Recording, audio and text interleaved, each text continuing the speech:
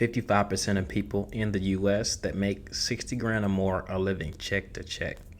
This means that Jimmy, who works full time, brings home about $4,000 per month after taxes, but also spends that entire $4,000 every month.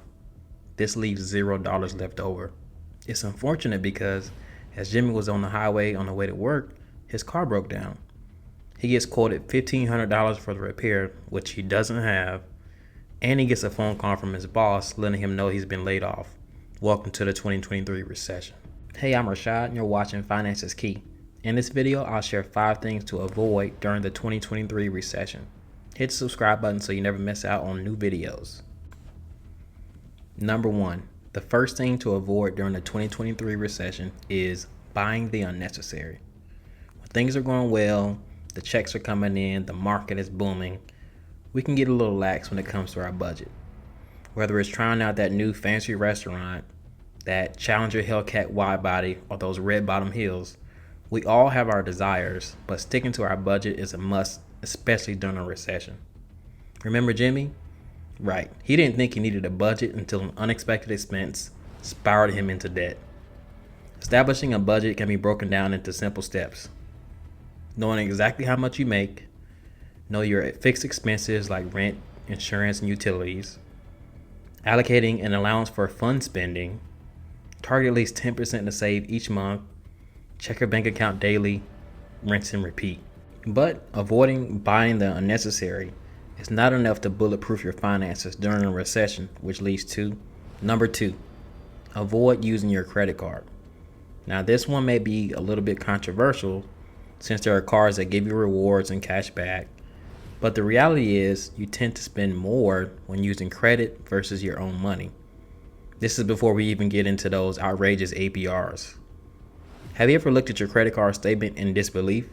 Like there's no way I spent that much last month. Well, you did, and there's some science behind why you overspent. According to Dun & Bradstreet, people spend 20% more when using a credit card versus using cash. Credit cards have their place for sure, but use them after implementing the cash strategy. The cash strategy uses psychology to control your spending. In this case, Jimmy has established his budget, and where possible, he pulls cash out for all variable expenses, including fun money.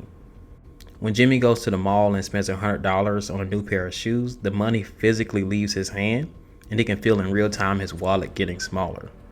The cash strategy will help you reestablish a healthy relationship with your money and allow you to be prepared for the recession. The cash strategy is a great way to reduce spending, but if you truly want to thrive during a recession, you have to play offense too. All of my subscribers are invited to download the Recession Remedy ebook to position yourself to profit from the recession and bulletproof your finances. Link in the description. Number 3, stay out of debt. The tough thing about debt is that it's easy to get into, but extremely difficult to get out of, especially since interest rates are high right now. Layoffs are common during a recession. You don't want to be in a situation like Jimmy, who's in debt because of the auto repair, but also doesn't have an income anymore. On average, each household is carrying $8,200 in credit card debt, and college graduates carry $30,000 in student loans. Triple that if they went to a private university. Aim to aggressively pay off your debt so that you can build an emergency fund and start investing. The best way to pay off debt is the snowball method, invented by Dave Ramsey. Essentially, list all of your debt in order of how much you owe starting from the smallest amount. Let's say you have $1,300 in credit card debt and $8,000 car loan and $15,000 in student loans.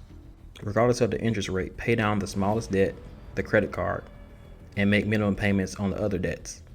This way the credit card will get paid off faster, you'll get a quick win, which is big for staying motivated, and now you can make larger payments on the next largest debt. The ability to make larger payments over time and the mental boost that you're making progress is what makes it the snowball method. Paying off your debt will leave you with more money left over, which will help avoid number 4. Number 4, don't sell your investments. Unless you absolutely need to, don't sell your stocks, crypto, or other assets that have the potential to gain value.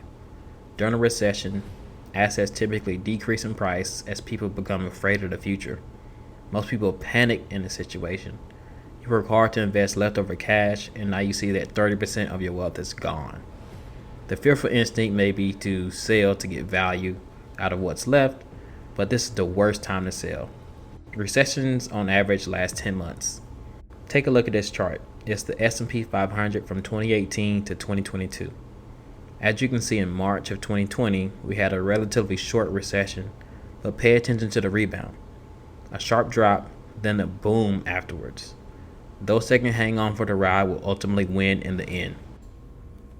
Number 5, don't get too comfortable at work.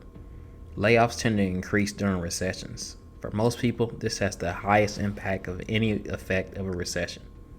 The big tech companies have already started laying off workers, most notable Twitter, who reduced their workers by 50% recently. Typically, the bottom 10% of workers tend to get let go first.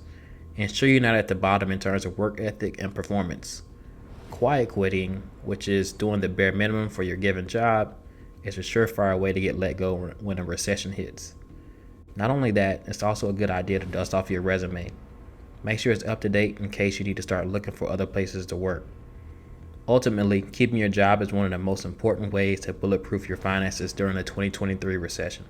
If you enjoyed this video, hit the subscribe button so you don't miss the next video. Thank you.